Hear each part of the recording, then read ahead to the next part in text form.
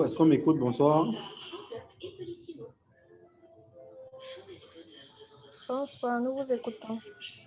Bonsoir, docteur. D'accord. Donc, bonsoir à tous. Bienvenue à notre rendez-vous hebdomadaire. Bienvenue à la séance de travail d'aujourd'hui à Medical Mind. J'espère que chacun d'entre nous a passé une très bonne semaine. Donc, aujourd'hui, on va discuter de la prise en charge des fractures. Ce sera le docteur Mayo Passetri qui va manager la séance d'aujourd'hui. Donc, docteur Mayo, tu présentes quand tu commences, quand tu veux. Hein. Donc, je vais commencer par dire merci. Merci à tous ceux qui ont pu patienter jusque-là. Donc, bienvenue à la séance de travail d'aujourd'hui. Malgré les petits quoi qu'on va pouvoir commencer maintenant. Ce sera un coup très intéressant sur un sujet justement qui nous tient à cœur. On sait par exemple que dans tous les pays à revenus limités, à cause de la qualité de la route, des moyens de transport qui ne sont pas encore de qualité, il y a un énorme taux de personnes justement qui viennent à l'hôpital avec des maladies traumatiques, notamment intéressant les membres pelviens et les membres supérieurs. Donc, il est important pour nous dans Medical Mind, dans nos objectifs, de pouvoir discuter de ce sujet-là et d'améliorer la qualité de la prise en charge concernant ces différentes pathologies. Donc, pour atteindre ces objectifs, Medical Mind a mis sur pied une série de programmes. On commence avec un cours théorique comme celui-ci sur la prise en charge des fractures ouvertes. On verra comment implémenter un cours pratique dessus.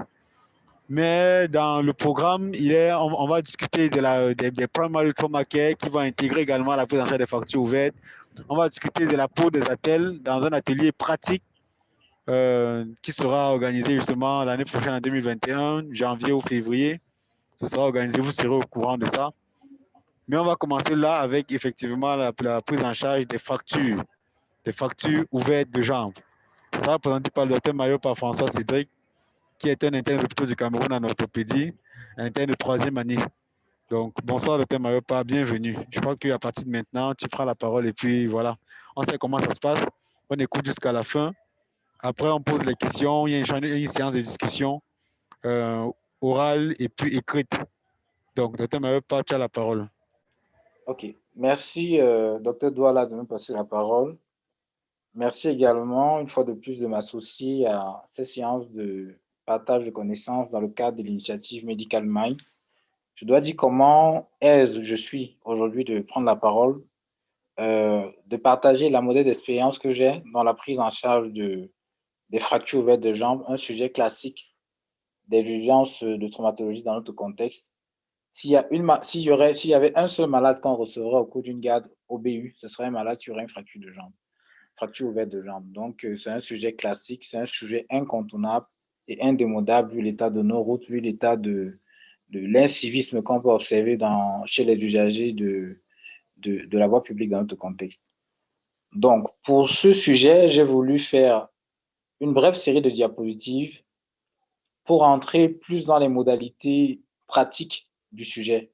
Il ne s'agira pas de faire un gros laïus sur des concepts théoriques de physiopathologie, mais de rentrer dans les éléments essentiels de la pratique quotidienne dans le cadre de la prise en charge des fractures ouvertes. Donc, le plan sera le suivant. Il s'agira de revisiter les généralités, définitions, épidémiologie, les intérêts, de revoir un peu l'aspect anatomo-physiologique d'une jambe normale, de revoir les classifications, discuter les aspects diagnostiques, paracliniques et la prise en charge proprement dite. Donc, revenons donc au classique. La définition d'une fracture, elle est connue, c'est une solution de continuité au niveau d'un os. Solution de continuité pour être terre à terre signifie discontinuité. Alors, c'est un mot c'est une expression qui sème souvent le trou dans les esprits des étudiants. Solution de continuité veut dire rupture de la continuité au niveau d'un os. La fracture, elle est dite ouverte lorsqu'il y a une communication entre le foyer de fracture et l'environnement. Cette communication se fait évidemment à travers une plaie, une brèche au niveau des structures musculo-cutanées qui expose le foyer de fracture, le met en communication avec l'environnement. Et de cette exposition découle la problématique de la fracture ouverte, celle de l'infection et des atteintes des parties molles. C'est donc un sujet on l'a précisé d'entrée de jeu dans le préambule, qui a tout son intérêt dans notre contexte du fait du phénomène des mototaxiques. Il revêt également un intérêt diagnostique. Il peut être parfois évident, mais l'approche diagnostique, l'approche d'évaluation d'un malade traumatisé de jambe doit être connue. Parfois, on se focalise sur la jambe lésée alors qu'il y a d'autres aspects qu'il faut visiter dans le cadre d'un traumatisé. C'est un intérêt, l'intérêt également pronostique dans la mesure où c'est une urgence de 6 heures, à la fois du fait du développement de l'infection, mais aussi de l'urgence vasculaire que l'on peut observer dans le cas des fractures du CO3C. Alors, un mot sur l'épidémiologie, 15 à 20% des fractures globales concernent des fractures de jambes. Et 30%, c'est-à-dire à peu près 1 à 2 tiers, sont des fractures ouvertes. Donc, 30% des fractures de jambes sont ouvertes. Ceci peut s'expliquer par le fait que la jambe le tibia, j'ai envie de dire, est un os très mal recouvert. Il a à fleur de peau. Vous passez la main chez des sujets qui ne sont pas très gras. Vous passez la main au niveau de la face antérieure de votre jambe et vous sentez le tibia juste en dessous de la peau. Donc, contrairement au fémur ou à l'humérus, qui sont des os, des structures osseuses enfouies sous un coussin musculaire, le tibia, il a le malheur d'être juste à fleur de peau. Donc, une simple lésion au niveau de la face antérieure de la jambe vous expose le tibia. Donc, c'est des fractures qui sont fréquemment ouvertes. Elles atteignent surtout le sujet jeune, le sujet en activité. Ce sont ceux qui vont prendre des mototaxis, les jeunes étudiants, les jeunes personnes de la classe moyenne qui prennent des mototaxis pour se rendre au travail. Ce sont les principaux sujets les plus atteints. Alors, rappel anatomique, la jambe, c'est 2 os, le tibia et le péroné. C'est 2 os qui s'articulent en proximal par le genou et en distal par la cheville. Alors, on ne va pas traîner dessus. D'un point de vue de la myologie, la jambe, c'est 4 loges. Selon les auteurs, vous entendrez dans des livres anglo-saxons dit 3 loges, les livres francophones 4 loges. Alors, les livres anglo-saxons parlent de loges antérieures dans leur globalité, tandis que les livres francophones vous diront loge antéromédiane, loge antérolatérale. Et tous s'accordent dans la loge postérieure, dans la région postérieure, ils donnent 2 loges, la loge postérieure superficielle et la loge postérieure profonde. Donc, étant de culture francophone pour la majorité des Camerounais, on va suivre la littérature française. On va dire que la jambe a 4 loges, une loge antéromédiane, une loge antérolatérale, une loge postérieure superficielle et une loge postérieure profonde.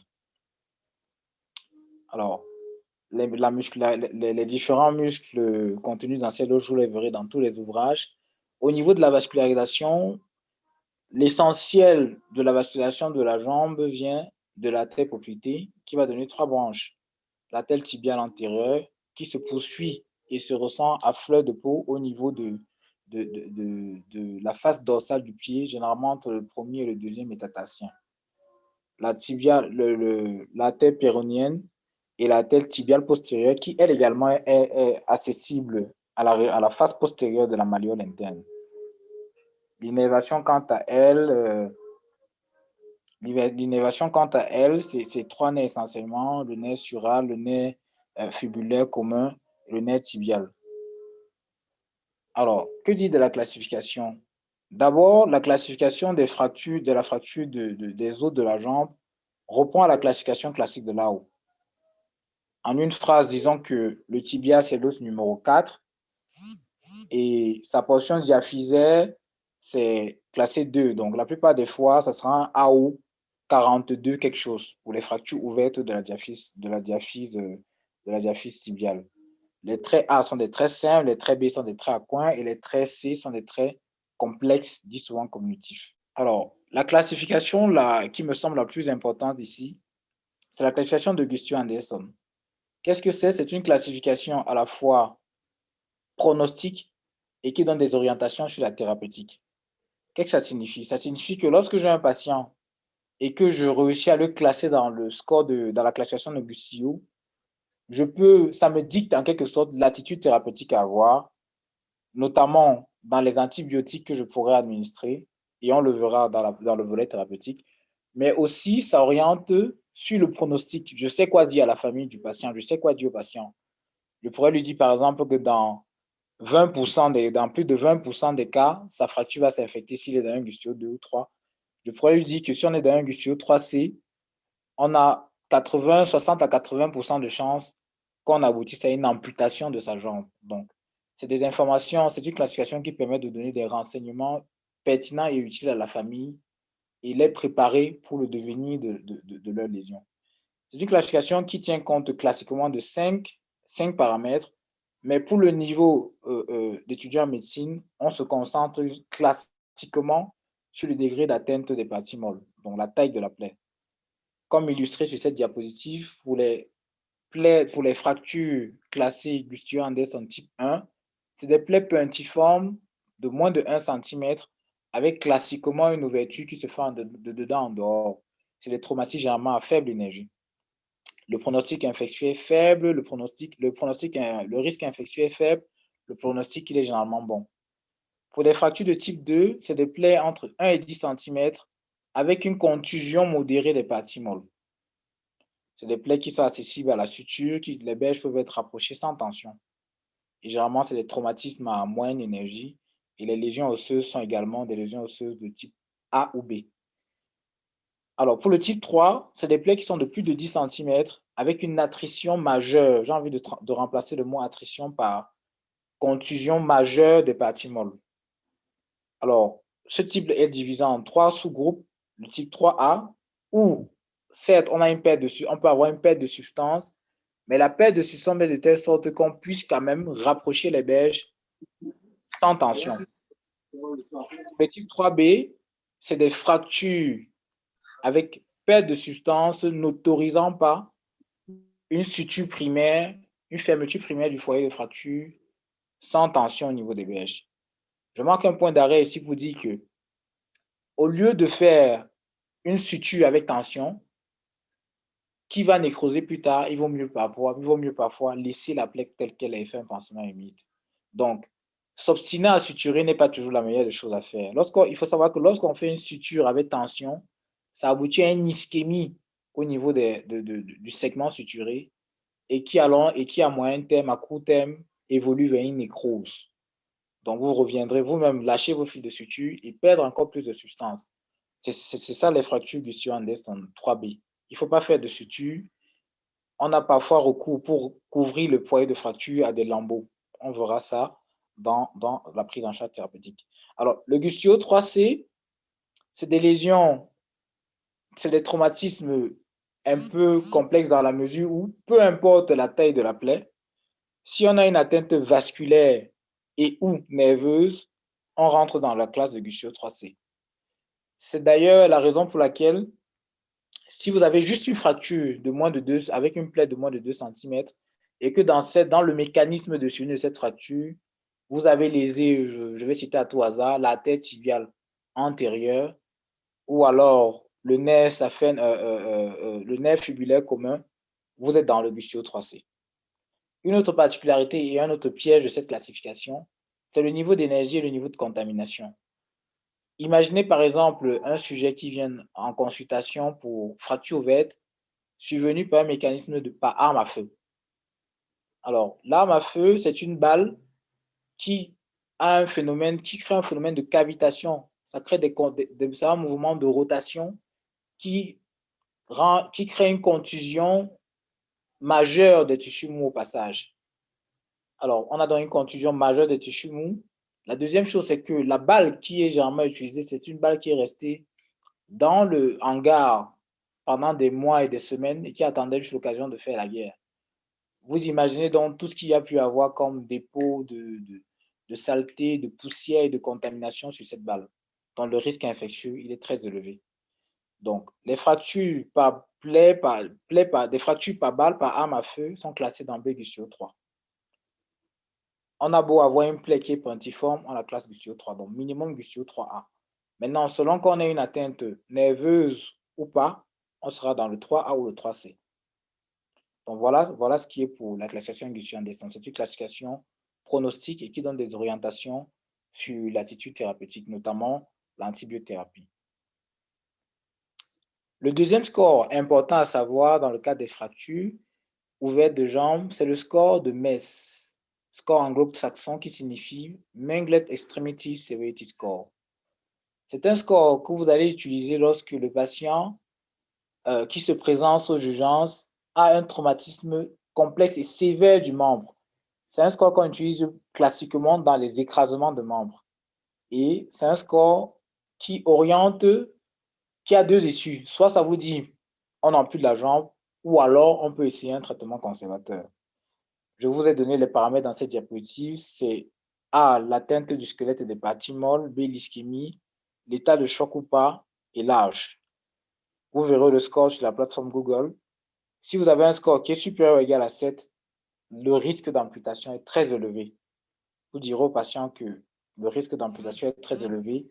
Ça n'exclut pas qu'on essaye un traitement conservateur, mais on part en gardant à l'esprit que le risque d'amputation sera très élevé et on commence à préparer le malade. Alors, pour le type de description, pour l'étude clinique, je vous propose une fracture ouverte de jambe Guccio 3A. Alors, quelle est l'approche d'évaluation de malades traumatisés de jambe?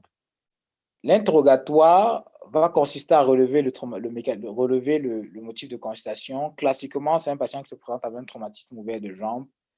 Le motif est évident, c'est un monsieur qui a une plaie au niveau de sa jambe, qui présente des douleurs et une impotence fonctionnelle totale dans le cas d'une fracture ouverte de jambe.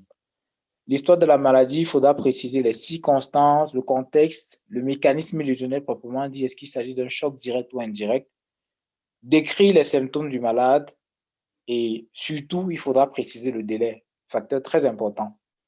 Alors, bien sûr, il faudra relever les antécédents du malade, essayer de voir un peu dans l'histoire, dans quel contexte il a été traumatisé. Est-ce que c'était un accident de travail au champ, relever le niveau de contamination, le timing. Voilà. Ensuite, relever les antécédents du blessé. Maintenant, lorsqu'on arrive à l'examen physique, cette diapositive, j'ai envie de m'arrêter après cette diapositive parce qu'elle résume un peu la problématique du traumatisé. Toujours avoir l'approche ATLS. ATLS mis pour Advanced Trauma Life Support. Ça signifie quoi? Ça signifie le malade qui vient avec son traumatisme de jambe, avec un traumatisme spectaculaire de jambe, il ne faut pas se focaliser sur cette lésion. Il faut avoir une approche holistique et globale du malade, ne pas trop s'attarder sur l'interrogatoire et aller directement à ce que les étudiants appellent classiquement ABCDE. C'est ça qu'on appelle l'ATLS. Avant de faire l'examen complet du malade, il faut se rassurer que ses fonctions vitales sont préservées. C'est ça le concept ATLS. Autrement dit, faire un bilan primaire. Le bilan primaire ici, ça va consister à suivre l'organigramme ABCD, A étant pour les voies aériennes, se rassurer qu'elles sont libres. Et une astuce pour savoir si les voies aériennes sont libres, c'est de savoir que si un malade vous parle, c'est qu'il a les voies aériennes libres. Si un malade vous parle, c'est qu'il respire. Donc, airway, c'est de voir si les voies aériennes sont libres et s'il n'y a pas un encombrement, que ce soit à cause du sang, des sécrétions, est-ce qu'il n'y a pas une fracture du massif facial qui fait que le malade n'arrive pas à ventiler? Est-ce qu'il n'y a pas une compression au niveau de la trachée de la gorge? C'est ce qu'il faut évaluer. Et s'il y a un souci à ce niveau, nous sommes dans l'impératif de le corriger avant d'avancer. Parce qu'une asphyxie je vois mal quelqu'un résister à une asphyxie de plus de 5 minutes. C'est impossible. Donc, il faut le corriger avant d'avancer. Ensuite, vous allez à breathing. B, c'est d'évaluer la fréquence respiratoire, la saturation, rechercher les signes de détresse respiratoire. Si à ce moment, il y a un souci, vous posez l'acte nécessaire pour corriger avant d'avancer. Puis, vous allez à circulation, c'est de rechercher les signes de choc. Est-ce qu'il y a un saignement actif visible à l'inspection du malade? Comment est le pouls, la pression artérielle? Est-ce qu'il y a des signes de choc, froideur des extrémités, marbrure, agitation, état confusionnel, pression artérielle effondrée? Les signes classiques de choc, il faut les rechercher. Après, vous allez à D, disability.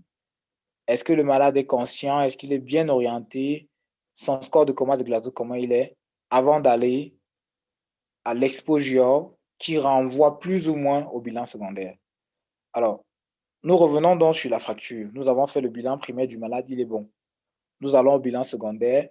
Nous évaluons la fracture du patient. Il s'agit essentiellement de décrire la plaie. Je vous ai mis un petit sigle en avant, entre parenthèses, pour décrire un peu les étapes, pour vous montrer un peu les étapes de la description d'une plaie. Premièrement, vous commencez par le L, la localisation. Dans le cas d'espèce de notre malade, c'est une plaie au niveau de la jambe. Mais vous pouvez être plus précis au niveau de la face antérieure, de la face postérieure, la face interne, latérale. Voilà, vous précisez. Face antérieure de la jambe. La forme de la plaie, c'est une forme en C, c'est une forme irrégulière, circulaire, vous la précisez. Les dimensions, dans le plan, pour une plaie circulaire, vous donnez le plus grand diamètre, vous donnez la profondeur. Ensuite, le fond. Qu'est-ce qu'on voit dans le fond? Est-ce que c'est un fond hémorragique?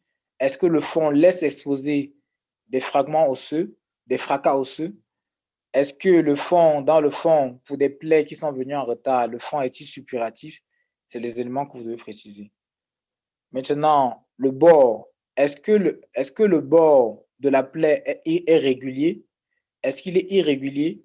Est-ce qu'il y a des pertes de substance?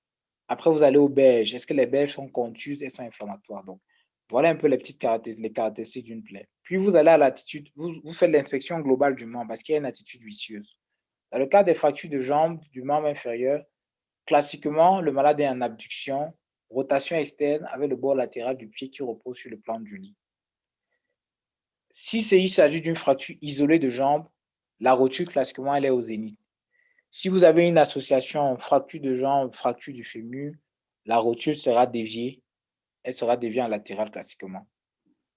Ensuite, vous faites l'examen vasculaire et neurologique du membre. Est-ce que les pouls proximaux et distaux sont bien perçus, réguliers, de bon volume? Vous faites un examen neurologique sommaire. Est-ce que la sensibilité et la motricité des extrémités sont conservées? Puis, vous évaluez les articulations qui entourent votre segment de membre traumatisé pour la jambe, le genou et la cheville. Enfin, vous faites les mensurations. Est-ce qu'il y a un raccourcissement? Ainsi de suite. Donc, voilà un peu de façon sommaire, présenter la description de l'évaluation d'un membre. Alors, voilà des exemples de traumatisés de membres avec des pertes de substance, avec des plaies.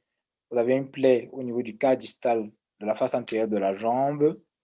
Elle est ovalaire avec une perte de substance, environ 10 cm dans le plus grand axe, avec un fond qui expose un fracas de l'extrémité distale du tibia et une perte de substance. Il est clair qu'on a une perte de substance. La plaie n'est pas hémorragique. Les beiges sont non contuses. Voilà. Alors, qu'est-ce qu'on demande comme bilan chez un malade traumatisé de jambe? Alors, bilan à visée diagnostique, la radiographie, elle fait elle confirme le diagnostic et elle permet de préciser la classification. Pour une fracture de jambe, c'est une radiographie de face et de profil avec visualisation des articulations du genou et de la cheville. Classiquement, elle est suffisante. Alors, pour le retentissement, pour un malade qui a saigné, une numération et formule sanguine. Et dans les pays d'outre-mer, où on a les moyens de mesurer la pression des loges, on introduit des sondes à travers une moucheture dans la loge, dans les loges de la jambe, et on mesure la pression. Ça permet d'exclure les syndromes des loges. Les bilans à visée thérapeutique, c'est le groupe sanguin Erosus, la recherche d'agglutinine irrégulière, dans l'optique de réaliser une transfusion, tous les éléments de la coagulation, l'évaluation de la fonction rénale, la glycémie. Alors, d'entrée de jeu, en ce qui concerne la prise en charge, il faut dire que c'est une urgence de 6 heures. Certains ouvrages sont plus catégoriques et disent même que c'est une urgence de 4 heures. C'est une urgence de 6 heures pour les deux raisons que nous avons précisées lorsque nous parlions des intérêts. La première raison, c'est que c'est l'infection qui se constitue après 6 heures. Et la deuxième raison, c'est le risque vasculaire. Si nous sommes dans le cadre d'une fracture de type glucéo-3C, nous sommes dans un risque vasculaire qu'il faut corriger avant la 6e heure. Alors, le but, c'est de prévenir l'infection, restaurer la fonction du membre, réparer les tissus mous. Et pour ce faire, nous nous appuyons sur 4 piliers de prise en charge de la fracture ouverte que sont le débridement, la réduction et contention, classiquement par fixateur externe, la reconstruction des tissus mous et l'antibiothérapie. Donc, voyez un peu en détail les différents aspects de ces 4 piliers. Le débridement, qu'est-ce que c'est? C'est un acte chirurgical qui consiste à évacuer tout ce qu'il y a comme salissure, comme contaminant au niveau d'une plaie, et reséquer tout ce qu'il y a comme tissu dévitalisé, et enfin faire un lavage. C'est en réalité un lavage chirurgical. Ça se fait au bloc opératoire sous anesthésie majeure, soit un rachis anesthésie ou une anesthésie générale. Et le premier temps consiste à enlever les corps étrangers, puis il fait un lavage pulsatile de la plaie, classiquement dans les pays où développés avec ce qu'on appelle un Karcher ou un orthopulse. C'est des lavages à haute pression. Et enfin, lorsque c'est propre, vous reséquez tout ce qu'il y a comme tissu dévitalisé. Comment on sait qu'on a enlevé tout ce qui est dévitalisé? Tant que ça ne saigne pas, on resèque. C'est lorsque ça saigne qu'on sait que c'est propre.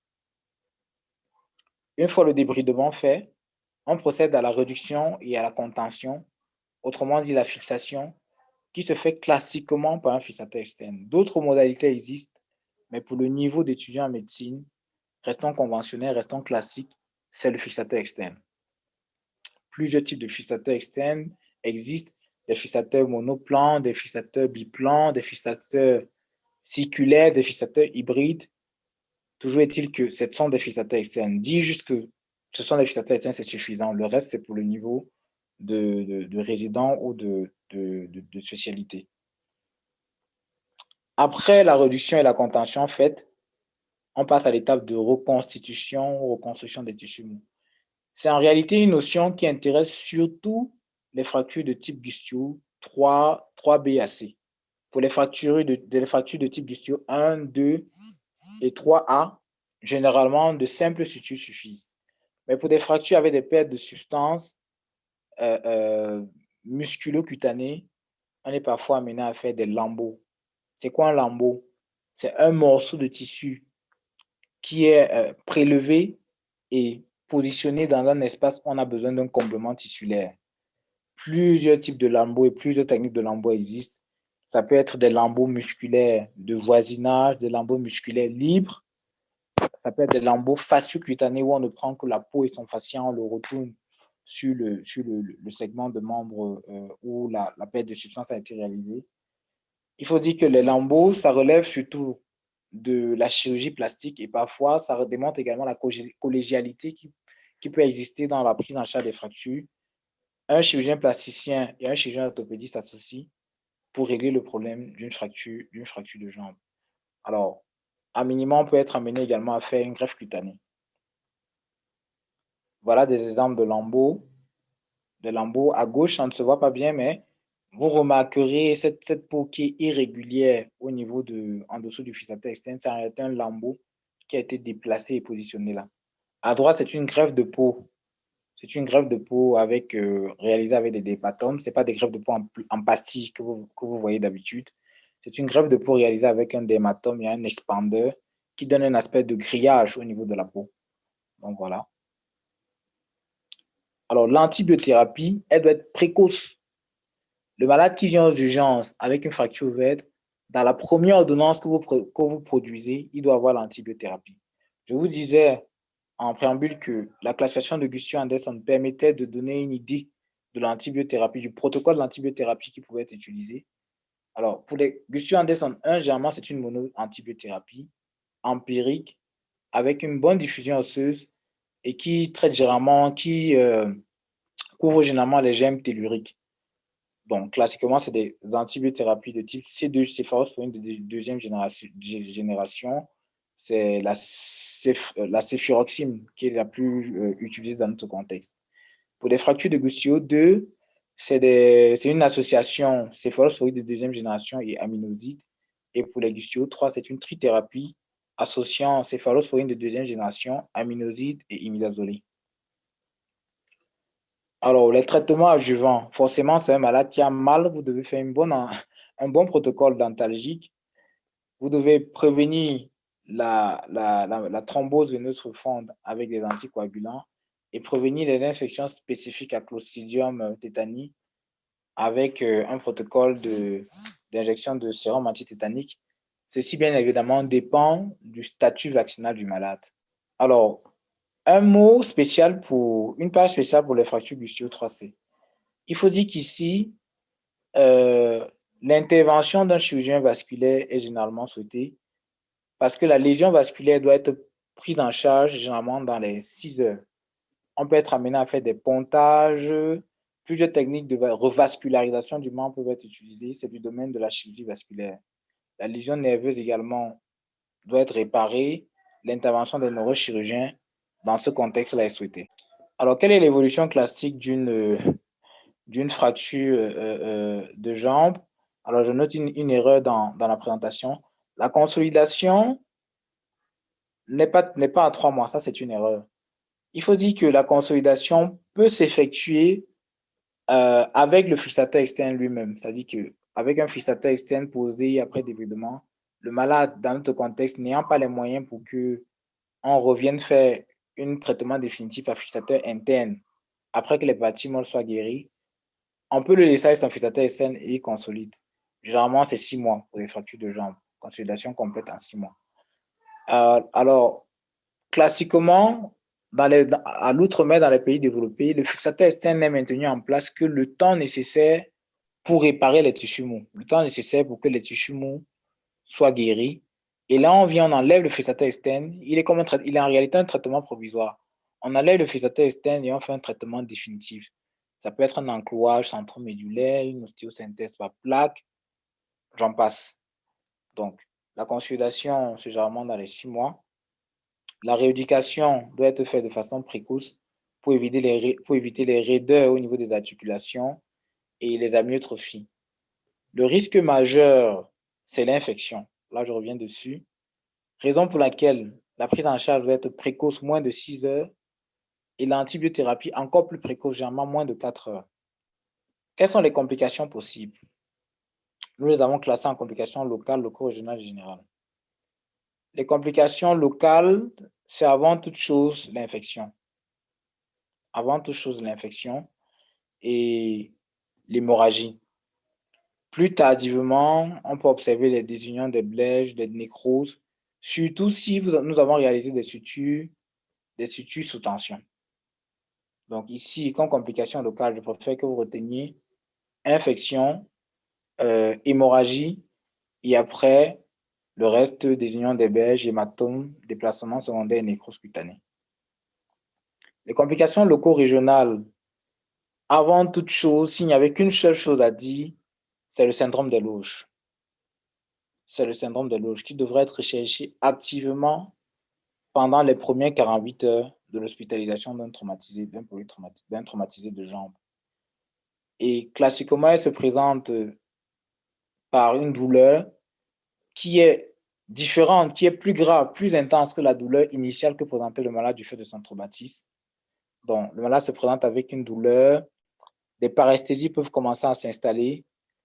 Dans les phases tardives, on peut observer une abolition des pouls et une pâleur au niveau des extrémités. Et à l'examen physique, généralement, le membre il est tendu. On sent un membre qui est tendu. Lorsqu'on a une sonde qui peut évaluer la pression au niveau de la loge, on évalue la pression au niveau de la loge et on fait le différentiel de la pression au niveau de la loge par rapport à la diastolique du malade. Ça permet de poser le diagnostic de syndrome de loge. Alors, autre complication, cette fois-ci générale, c'est la maladie thromboembolique.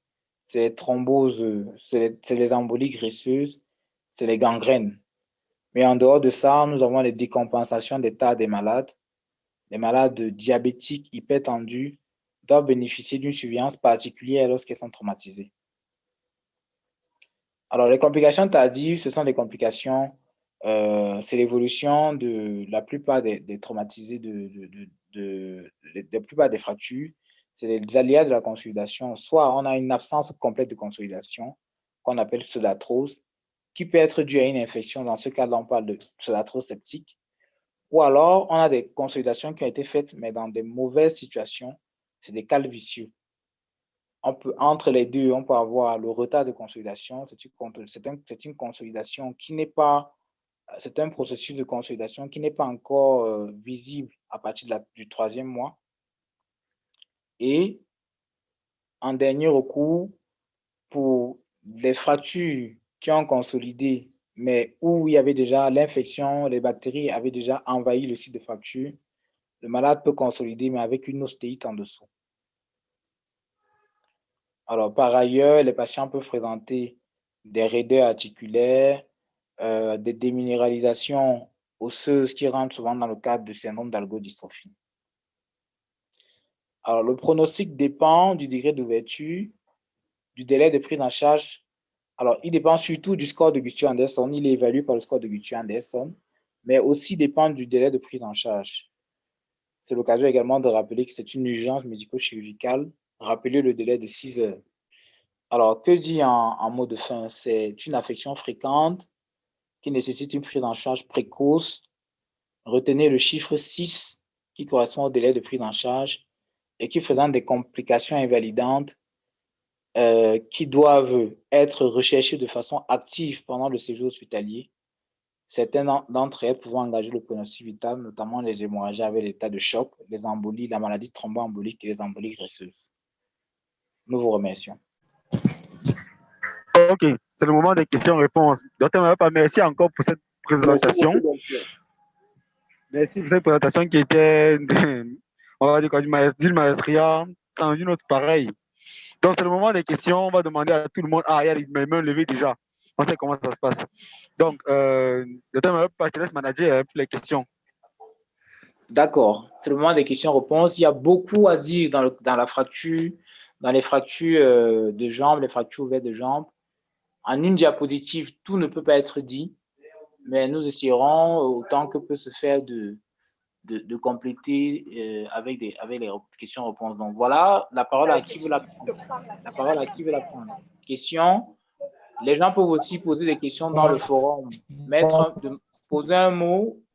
Attention, tout le monde n'ouvre pas son micro en même temps. Vous pouvez également poser les questions dans la plateforme écrite. Alors, première question, j'attends. Bonsoir, docteur. Bonsoir.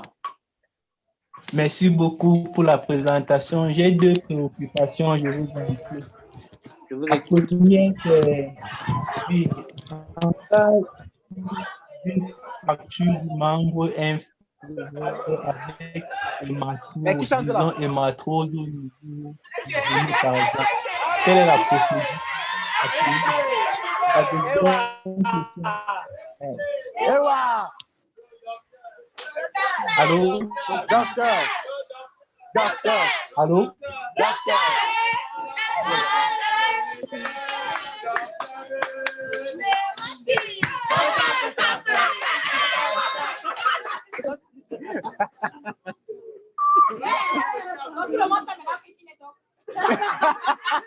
On parle de qui, s'il vous plaît? C'est bien, docteur Douala, c'est bien. Félicitations, docteur Douala. C'est bien. Un seul mot, continuez. Un seul mot. C'est bon. Docteur Douala, est-ce que vous pouvez couper votre micro? On n'entend plus rien.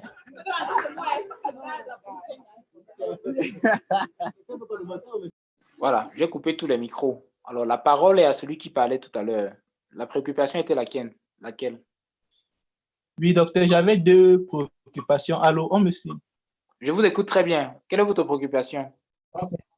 Oui, la première, c'était dans un cas d'une fracture d'un membre inférieur avec hématrose, disons par exemple une hématrose au niveau du genou.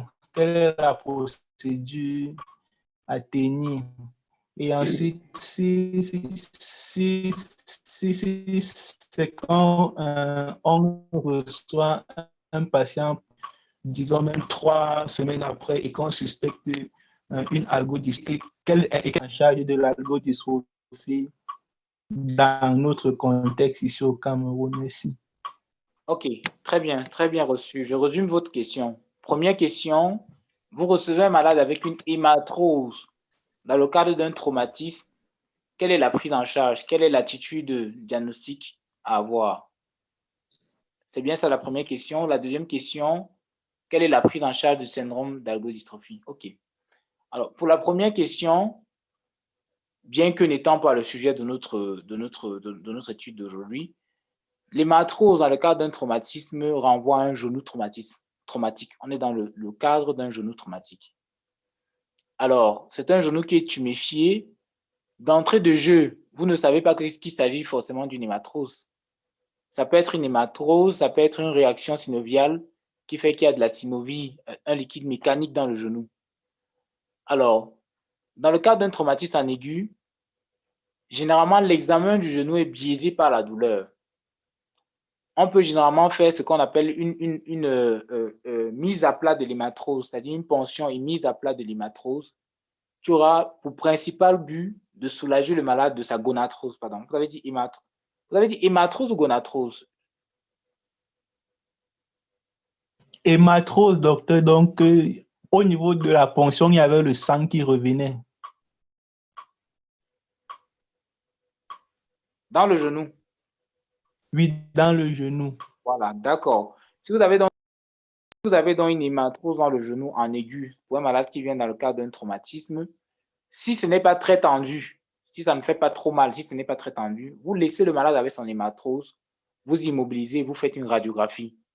Ça vous dira déjà s'il y a une fracture du plateau tibial par exemple, ou alors s'il y a une autre lésion des condyles fémorales ou de la rotule. Après, c'est un malade qui devra être réévalué plus tard. Parce qu'en aigu, vous ne pouvez pas faire des tests spécifiques du genou pour savoir si vous avez soit une atteinte des ménisques, soit une atteinte des ligaments du pivot central ou des ligaments collatéraux. Mais en aigu, ce que vous pouvez savoir, c'est si le malade a une fracture du plateau tibial, du condyle fémoral ou de la rotule. Donc, vous demandez, vous immobilisez le malade, le genou avec une attelle ou une genouillère de type Zimmer, vous envoyez le malade en radio. Maintenant, si l'hématrose du genou est trop tendue et fait très mal, vous pouvez faire une ponction évacuatrice de l'hématrose à visée antalgique. Ça va soulager le malade. Mais à distance de son traumatisme, lorsque le phénomène aigu de douleur sera passé, c'est un malade qui sera réévalué à la recherche des signes spécifiques. Il y en a toute une batterie de signes, de tests qu'on peut faire pour rechercher l'atteinte des structures ligamentaires du pivot central ou les ligaments collatéraux, pour rechercher l'atteinte des ménisques. Ceci parce que l'atteinte des structures osseuses est évidente, c'est visible à la radio. Donc voilà pour l'hématrose, un genou traumatique. Alors le syndrome d'algodystrophie, c'est ce qu'on appelle, c'est comme une arthrite sans arthrite. C'est comme ça qu'on appelle ça dans certains ouvrages. C'est généralement un syndrome qui survient dans les traumatismes autour des articulations et qui est caractérisé par une phase de douleur, chaleur, modification vasomotrice au niveau cutané. Et classiquement, les antalgiques seuls parfois aident. Certains auteurs avaient proposé comment on appelle ça, des inhibiteurs calciques et d'autres molécules qui finalement dans le long terme n'ont pas donné de bons résultats. Les antalgiques et la kinésithérapie douce parfois suffisent à elles seules à faire à traiter l'affaire. OK. Est-ce que vous êtes satisfait? Si oui, autre question? Bonsoir, docteur.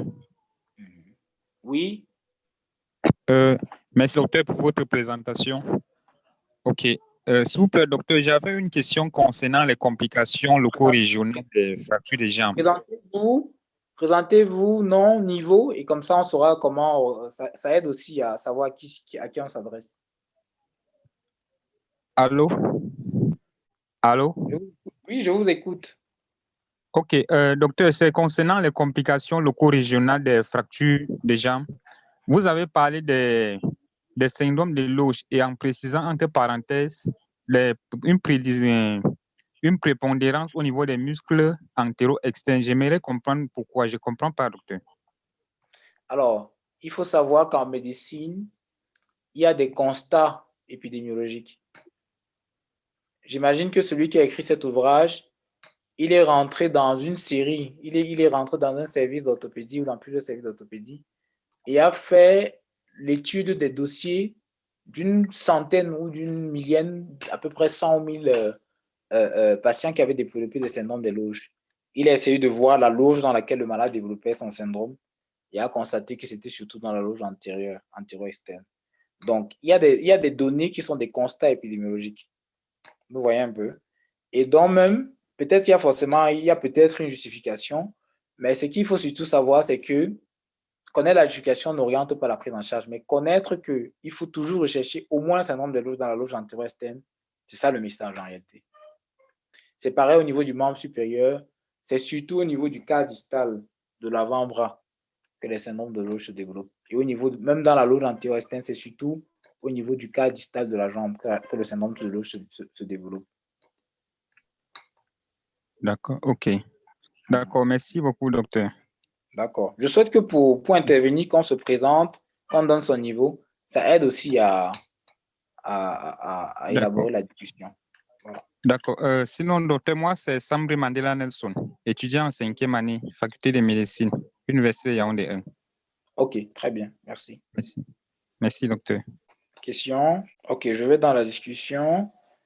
Monsieur Combo dit, docteur, est-ce que la plaie peut être un motif de consultation? Alors, je reviens à la sémiologie classique. Classiquement, le motif de consultation, c'est la plainte du malade. C'est la plainte du malade. Le piège, c'est que le malade peut avoir plusieurs plaintes. Généralement, pour une observation sérieuse, on vous autorise jusqu'à 3 motifs de consultation. Et on vous évalue aussi sur la pertinence des motifs de consultation que vous donnez. On essaye de voir si le malade qui se plaint de fatigue, de toux, d'asthénie, de fièvre et tout ça, de prurie, si vous allez savoir, si vous avez réussi à identifier les motifs de consultation qui est le plus orienteur. Donc, dans le cas d'un traumatisé de jambe, ma modeste expérience, c'est qu'il y a 2 approches. Pour des fractures ouvertes, il y a certains enseignants qui préfèrent que vous ayez l'approche du motif traumatisme ouvert de jambe. Vous dites traumatisme ouvert de jambe. D'autres enseignants vont vous dire, citer les symptômes pour lesquels le malade est venu. Ils vont vous dire, le malade ne vous a pas dit qu'il avait un traumatisme ouvert de jambe. Vous allez citer généralement, c'est un malade qui vient pour plaie de la jambe associée à une douleur et impotence fonctionnelle totale du membre, faisant suite à un accident de la voie publique. Voilà pour moi le motif qui est le plus élaboré. C'est un malade qui se présente aux urgences avec comme plainte une plaie de la jambe associée à des douleurs et impotence fonctionnelle totale du membre, faisant suite à un accident de la voie publique. Pour moi, ça, c'est le motif le plus élaboré. Alors, il y a la question de Nelson. Ah, ok, c'est ce qu'on vient de. C'est la question que je viens de répondre. Alors, Prospect Gogovor, vous avez la parole. Bonsoir, docteur. Prosper Gogovor, étudiant en 3e année de médecine à l'État de Belgrade. Ma question, c'est au niveau des premiers soins médicaux. Par exemple, un patient juste comme ça a eu un incident où le patient a eu une fracture ouverte comme ça. D'après la présentation, vous avez dit que c'est comme ça. Il y a eu des niveaux où, bon, certaines fractures, on ne va pas poser des pansements parce qu'il y a la possibilité d'un hypoxie et puis, bon, plus tard, une nécrose du tissu. Donc, quels sont les premiers soins qu'on peut donner pour éviter certaines infections dans certains cas, juste pour... Voilà, j'espère que vous comprenez ma question. Ok, bonne question. Alors, quel est le premier soin qu'on fait à un malade qui est traumatisé de jambe? Avant de rentrer dans le soin qu'on va faire à ce malade, il faut d'abord se rassurer que les fonctions vitales du malade sont conservées. Je reviens sur ce que j'ai dit dans la présentation. Il faut avoir l'approche ATLS, Advanced Trauma Life Support. Se rassurer que le malade respire, qu'il n'est pas en détresse respiratoire, qu'il n'est pas en état de choc et qu'il n'a pas un traumatisme crânien, une détresse cérébrale avec un traumatisme crânien. Une fois qu'on s'est rassuré de ça, il revient, on est dans le cas d'un traumatisme isolé de membres. Ce qu'il faut faire, premièrement, c'est de mettre une bonne voie veineuse, idéalement même 2 bonnes voies veineuses chez le malade. Alors, mettre le malade sous antibiotiques, sous antalgiques, initier les anticoagulants et au niveau local du membre, faire une décontamination à minima au lit d'urgence et faire un pansement. Le pansement ne doit pas être compressif. Sinon, il crée des ischémies qui peuvent compromettre la qualité de la plaie plus tard. Mais il faut faire un pansement pour recouvrir et diminuer le risque de contamination. Vous voyez, ça peut être un pansement juste avec des compresses bétadine ou même des compresses avec un peu de salé. Mais il faut recouvrir, mais pas faire un pansement compressif. Le cas où le pansement a été fait et où après la plaie commence à nécroser, c'est généralement un pansement qui a été fait trop compressif. Sinon, un pansement simple à la bétadine ou même avec un pansement sec à la compresse sèche peut aider à la fois à minimiser l'hémorragie et à éviter une surcontamination par des germes nosocomiaux à l'hôpital, en attendant que le malade va au bloc pour qu'on lui fasse son parage. Et son parage son débridement se fait en urgence à moins de 6 heures. Il est inconcevable qu'un malade vienne à l'hôpital pour une fracture, et malheureusement, ça se voit dans notre contexte, pour une fracture ouverte de jambe, et que 6 heures plus tard, il n'ait pas été au bloc opératoire pour le débridement et la contention par fixateur externe. Bon, j'espère avoir répondu à votre question. Je ne sais pas si vous êtes satisfait. J'aimerais ajouter, et si par exemple je suis dans un milieu où je n'ai pas tous les matériaux disponibles pour pouvoir, par exemple, les injections intraveineuses, voilà. Mais je peux par exemple utiliser, bon, on avait parlé l'autre fois du miel. Est-ce qu'on peut dans ce cas aussi utiliser le miel pour encore éviter l'infection, et comment on peut immobiliser l'eau au niveau du tibia pour que bon, ça n'ait pas de complications?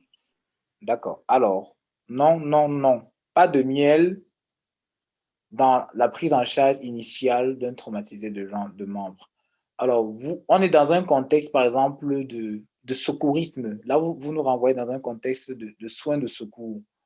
Vous êtes, je ne sais pas, en campagne et il y a un accident Vous êtes à la chasse, par exemple, et il y a un accident, quelqu'un reçoit une balle dans son pied. Qu'est-ce qu'il faut faire?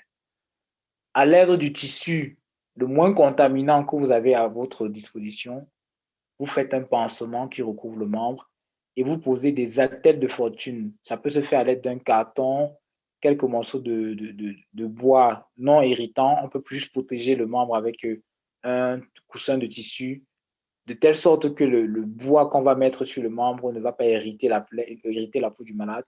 Et on rétablit la rectitude du membre avec ça, le temps d'arriver à l'hôpital.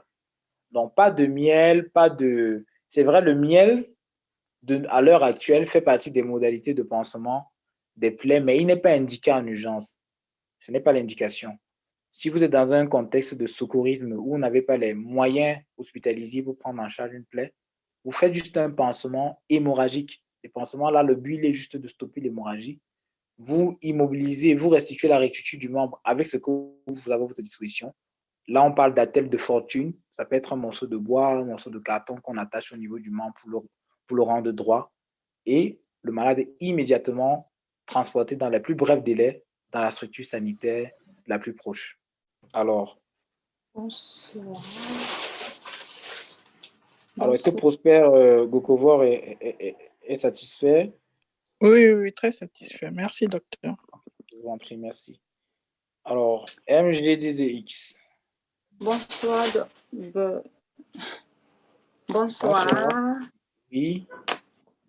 Larissa Petsagui, étudiante en niveau 4 à l'Université d'État d'Ariol. En fait, c'est quand vous avez fait part des sutures selon la classification de Gustello-Anderson. Quand vous avez parlé de 3B et que vous avez fait part que, en fait, il est préférable en fait de faire juste un pansement pour éviter une ischémie.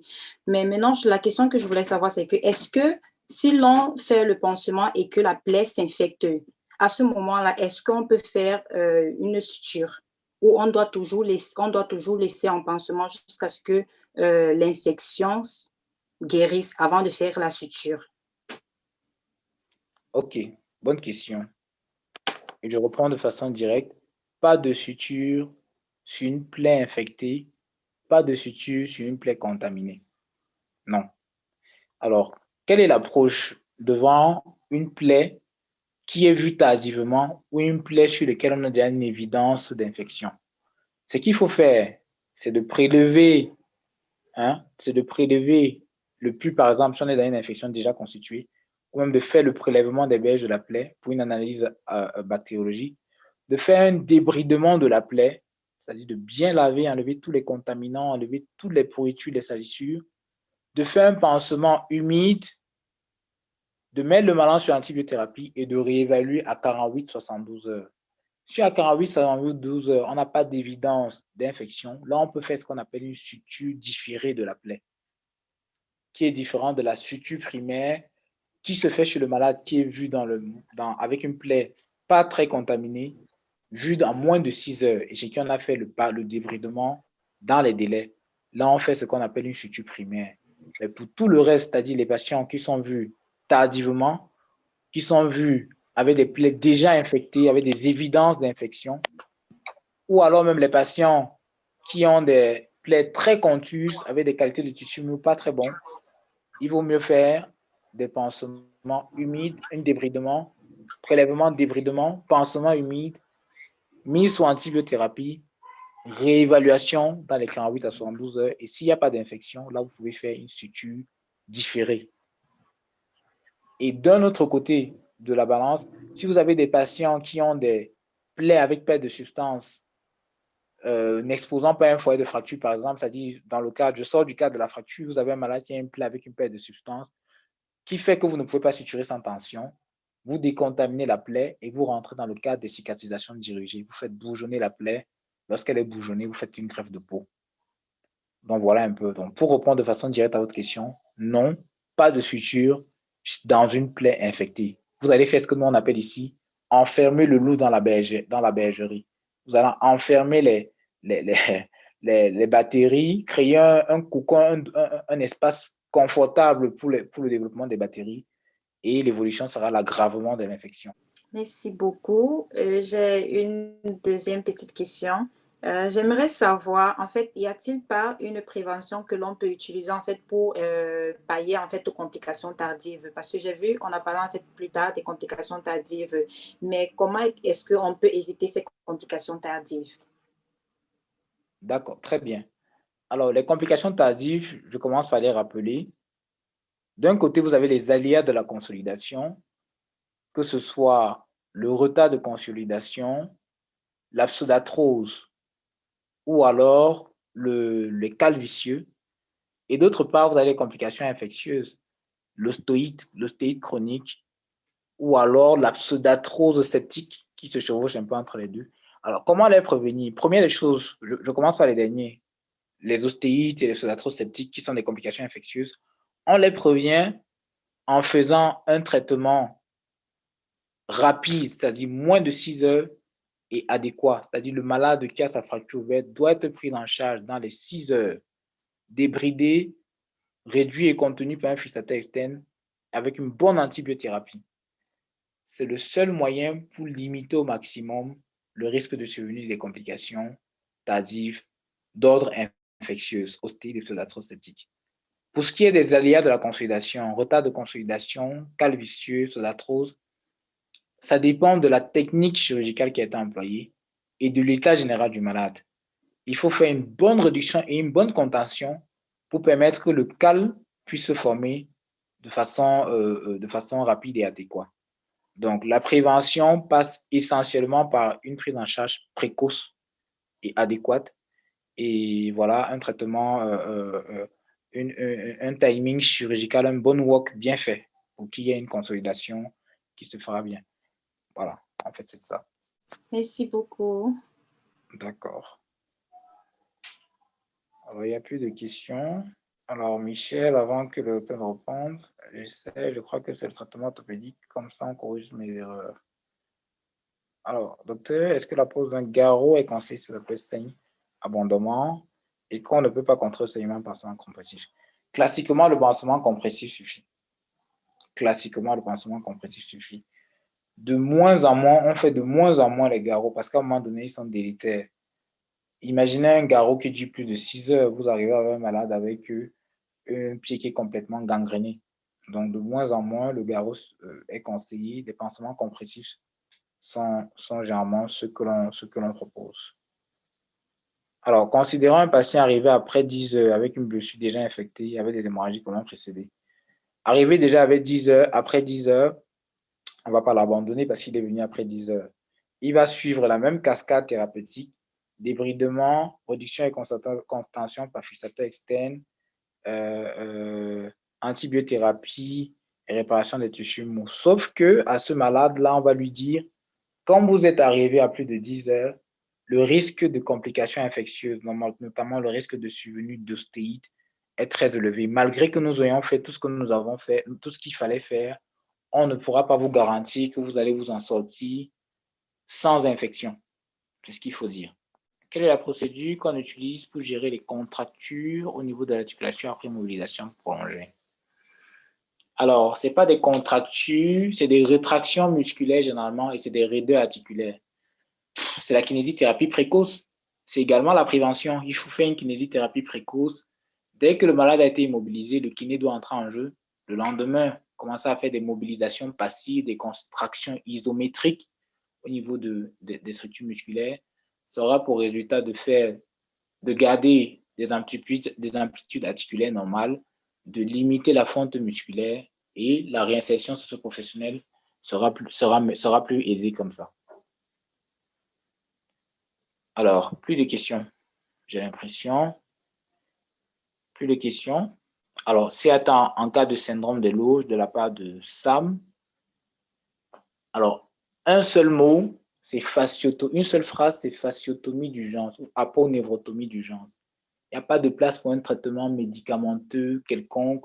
Il n'y a pas d'injection miracle, pas de pilule magique qui traite du syndrome des loges.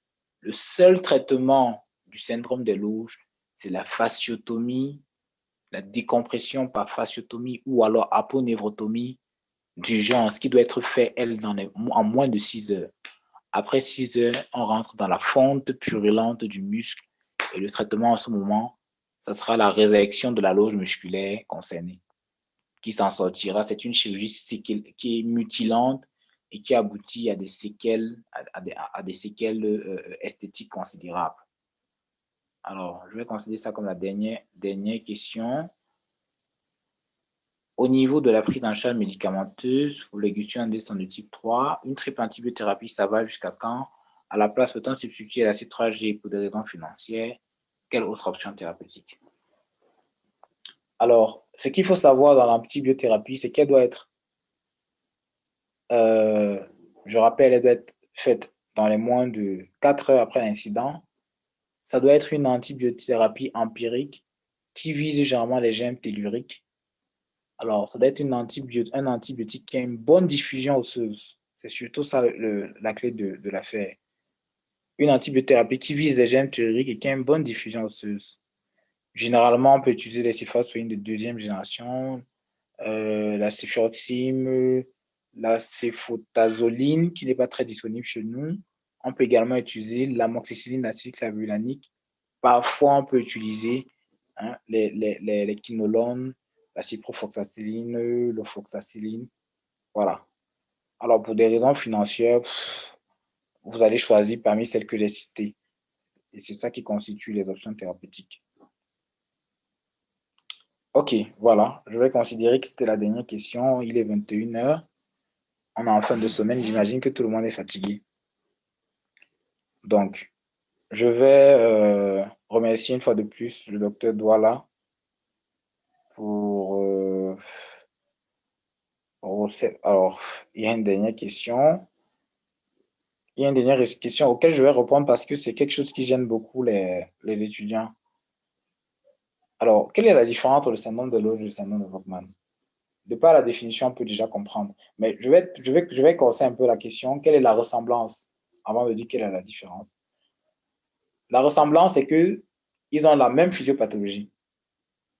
Et j'ai envie d'être plus direct, j'ai envie d'être plus précis. L'un est la complication de l'autre. Le syndrome de Volkmann ne survient qu'au membre supérieur et c'est la rétraction ischémique des muscles de l'avant-bras compliquant un syndrome des loges au niveau de l'avant-bras. Rétraction ischémique des muscles de l'avant-bras compliquant un syndrome des loges au niveau de l'avant-bras. Voilà le syndrome de Volkmann. Donc, c'est une complication du syndrome de loge au niveau de l'avant-bras. Le malade se présente souvent avec une main en rétraction, de griffe, une main en griffe. Voilà. Ok, je vais conclure. Donc, c'est un sujet transversal de médecine. Tout médecin, même celui qui n'aime pas la chirurgie, comme vous dites souvent, ou qui n'aspire pas à être chirurgien, doit connaître la fracture de jambe. Et sa prise en charge se résume en 2 choses. Une prise en charge précoce notamment une antibiothérapie précoce, et de la prise en charge holistique reprend sur 4 piliers: le débridement, la réduction et contention par fixateur externe, l'antibiothérapie et la réparation des tissus mous. Alors, pour le praticien généraliste, faire une bonne antibiothérapie, poser une attelle de fortune et un pansement compressif, c'est déjà suffisant. Et référer le plus tôt possible si vous êtes dans la périphérie où il n'y a pas de chirurgien orthopédiste pour s'occuper de la maladie. Si c'est votre malade, si c'est votre frère ou votre soeur qui a une fracture ouverte de jambe, avant d'arriver même à l'hôpital, que vous lui avez administré une dose de céphiroxime ou une dose d'ofloxacine ou amoxicilline acéclavulanique. Voilà. Et toujours ne pas oublier que de prendre en charge de façon holistique le malade, le traumatisé de jambe peut avoir d'autres lésions qui peuvent mettre en vie, qui peut engager son pronostic vital, avoir l'approche ATLS pour pouvoir évacuer, pour pouvoir éliminer ces situations-là. Sinon, l'honnêteté intellectuelle l'exige. Vu les délais qui m'étaient imposés, j'ai surtout utilisé une présentation de notre service, c'est une présentation d'étudiants de notre service. Ça montre également l'intérêt qu'il faut porter aux exposés qu'on vous donne dans les différents services. Lorsque vous avez fait une bonne présentation comme celle que je viens d'utiliser, un bon montage de diapositives, ça peut être utilisé pour véhiculer des informations à d'autres personnes, à d'autres circonstances comme celle-ci, et de façon assez claire. Donc, c'est l'occasion d'encourager le sérieux dans la réalisation des exposés qu'on vous donne en stage. Et je finirai par remerciant le docteur Douala pour une fois de plus de m'associer à ces initiatives de Medical Mind. C'est toujours un plaisir pour moi de partager la modeste connaissance que j'ai avec mes futurs confrères médecins que vous serez. Sur ce, je vous renvoie le micro et je vous souhaite bon début de semaine. Allô, bonsoir à tous. Désolé, vraiment, je suis pas à la maison, je suis un peu pris. Donc, je suis un peu distrait ce soir. Mais je tenais à dire avant qu'on ne se sépare que demain, on continue avec la pédiatrie. Donc, restez connectés sur Medical Mind. C'est le festival de l'AUS pendant ce week-end. Donc, merci à tous ceux qui sont connectés. Merci à ceux qui sont là, qui sont venus. On continue demain soir. Le lien vous sera transmis dans les différents groupes et on pourra continuer avec la pédiatrie demain. Donc, merci à tous. Le rendez-vous est pris pour le 3 janvier. Passez le message. La salle de médicaments peut recevoir jusqu'à 500 personnes. Donc, n'hésitez pas à passer le message à vos camarades, à leur dire que nous sommes là pour vous. Et puis, voilà. Le lien de la chaîne YouTube a été mis dans la discussion. Connectez-vous, regardez ce qu'on a déjà fait. Il est très intéressant justement de regarder encore les orientations postdoctorales qui ont été faites justement l'an passé. Donc, je vous conseille à chacun d'entre vous de télécharger ces vidéos-là, de les garder dans vos ordinateurs et puis d'utiliser les informations qui sont au cas où. Donc, bonne soirée à vous, bonne soirée, à demain sur Medical Mind Online. Bye bye. Portez-vous bien. Que Dieu vous garde.